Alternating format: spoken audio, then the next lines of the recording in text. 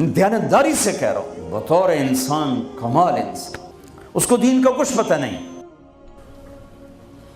ہے۔ نبی والے اخلاق لاؤ، تھوڑے سے باتوں سے دعوت پھیل جائے گی۔ دعوت کا مزاج لمبے بیان ہے ہی نہیں، یہ تو ہم اجمی لوگ لمبے لمبے بیان کرتے ہیں، 2.25 گھنٹے پر میں پہنچا ہوا ہوں۔ تو دعوت مختصر ہو، اخلاق بلند ہوں، تیر کی طرح اندر بات جائے گی۔ باتیں لمبی ہیں، اخلاق سے خالی ہیں، اوپر سے گزر جاتی۔ لوگوں کو محبت دو، پتہ نہیں کیا کیا ہیرے بکھرے پڑے۔ میری عامر خان سے ملاقات ہوئی، اللہ کی قسم بطور انسان کروڑوں میں ایک آدمی، کروڑوں میں۔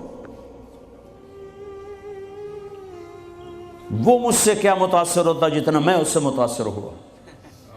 اس نے کچھ باتیں اپنی مجھے کہا، یہ آپ نے کسی کو بتانی نہیں، لیکن میں نے کہا عامر میرا جی چاہتا ہے کہ میں تیرے بیعتی ہو جاؤں۔ کمال ہے یار، تو اتنا عالی انسان، اگر ایک خطا اس میں ہے تو باقیوں کو اسے آنکھیں مت کر لیں، وہ چھوڑ دو جی، وہی کوئی بندہ ہے، وہ کیا پتا بندہ کسی اور نیکی سے اللہ سے معافی لے چکا ہو۔ نور جہاں مری 27 رمضان شب قدر، جو رمضان میں مرے بخشا گیا، کہ رمضان میں مرو تو حساب کتاب کوئی نہیں، تو رمضان گزرنے کے بعد اللہ بنیت ہے کوئی نہیں، پیچھے کاپیاں پھاتے بہ جا بولے آپ اگلا کھاتا تھے پچھلا کھاتا برابر کرا۔ وہ تو کریم ہے، وہ رمضان میں مارتا ہی اس کا جس کو معاف کرنا ہو، اور وہ مری 27 رمضان شب قدر۔ میرے لوگ لو جی مولانا صاحب ویکھو جی نور جہاں 27 رمضان نو مر گئی، میں کہا اللہ تے کیس کر دے، اللہ تے مقدمہ کر دے۔ اس قدر تنقیدی مزاج اور اس قدر نفرت، کیا منہ دکھاؤ؟ تم ٹھیکیدار ہو، دھن رے دھنیے اپنی دھن، پرائی دھنی کا پاپ نہ بن، تیری روئی میں 4 بنولے، سب سے پہلے ان کو چن، تجھے کیوں فکر ہے اے گل، دلے صد چاک بلبل کی، تو اپنے پیرہن کے چاک تو پہلے رفو کر لے۔ یوں انگلی اٹھاتے ہو تو 3 تمہاری طرف آتی ہیں، 1 ادھر جاتی ہے۔ امت میں صفات محبت دو، اتنی صفات والا انسان کہ میں آپ کو بتا نہیں سکتا، لیکن لوگ ایسے عجیب، میں مل کے نیچے اترا ہوں جی، پھر جی اس نے توبہ کر لی جی، اس نے جی پھر 4 مہینے کا ارادہ کر لیا، اس نے جی داڑھی رکھنے کی نیت کر لی۔ میں کہا 2 لتر میرے سرے سے مارو کہ میں انہوں ملیا کیا ہوں۔ ایسے بے وقوف، ایسے بے وقوف۔ عبداللہ بن مسعود رضی اللہ تعالیٰ عنہ سے ایک آدمی نے کہا، جی وہ جو نوجوان آپ کی مجلس میں بیٹھتا ہے نا، آپ کا اس سے ذرا تعلق ہے، وہ شراب پیتا ہے، آپ اس کو نہ بٹھایا کریں۔ کہا اچھا، اس کی ایک کمی کی وجہ سے باقی خوبیوں سے محروم ہو جاؤں؟ اللہ نے کاؤنٹنگ رکھی ہے، پرفیکشن نہیں رکھی۔ اللہ نے کہا ہے 100 نمبر لوگے تو پاس کروں گا، اللہ نے کہا نیکیاں زیادہ ہوں گی گناہ تھوڑے ہوں گے، پاس کر دوں گا۔ میرے اپنے علاقے کا واقعہ، ایک زمیندار تھے بڑے، گالیاں بھی بہت دیتے تھے، ذکر بھی بہت کرتے تھے، یعنی یہ تو میں نے آپ نے سامنے دیکھا ہے، تسی پڑھنا سبحان اللہ الحمد للہ، کسی نوکر تیری بنا، یعنی میں آنکھوں دیکھا بتا رہا ہوں۔ پھر دوبارہ دروشی پڑھنا، پھر وہ فوت ہو گئے۔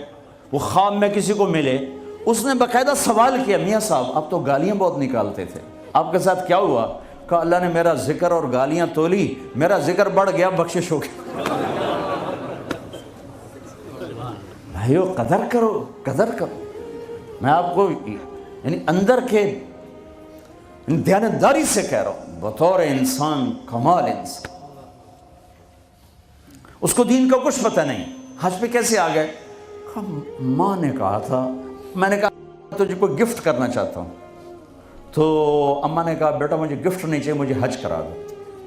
حج پہ چل پڑ۔ 8 عورتیں خدمت کے لیے ماں کی، 4 عورتیں ماں کی خدمت کے لیے، اور 8 نوکر ساتھ، پورے حج میں ماں کی ویل چیئر خود چلائی، کسی کو ہاتھ نہیں لگانے تھی۔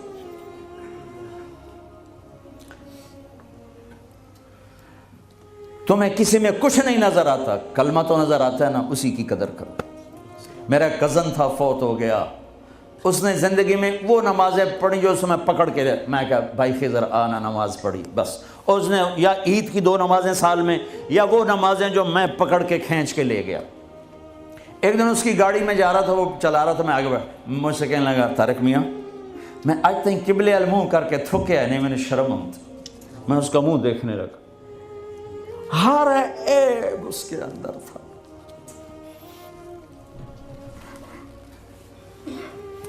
طارق میاں میں کدی قبلے المنہ کر کے تھکیا نہیں, میں نے شرم آتی.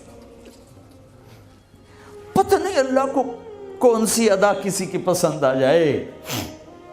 عیب نہ دیکھا کرو, خوبیاں دیکھا کرو, اچھائیاں دیکھا کرو.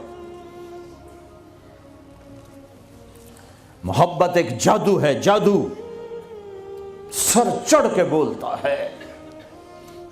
چپ رہنا سیکھو, چپ رہنا سیکھو. ایک واقعہ ہر جگہ سنایا, یعنی آخری بیان ہے اس سفر کا, اسی پر بیان ختم کروں گا. ہماری ایک دھوبن تھی ماسی شریفہ. ماسی شریفہ مشہور ہو گئی پورے برطانیہ سے.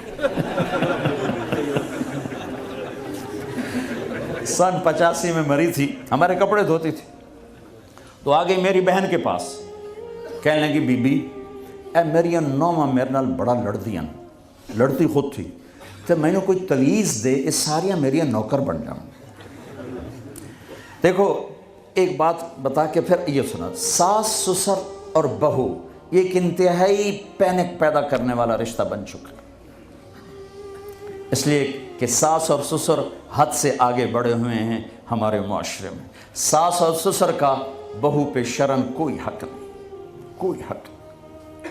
وہ پہلے سے ذہن بنا کے بیٹھے ہوتے ہیں, پتر دی شادی کرنی سانو کو روٹی تک کھواوے, چاہ تک پواوے. میرے ذمہ ہے میں اپنی ماں کے لیے چائے روٹی کا انتظام کروں.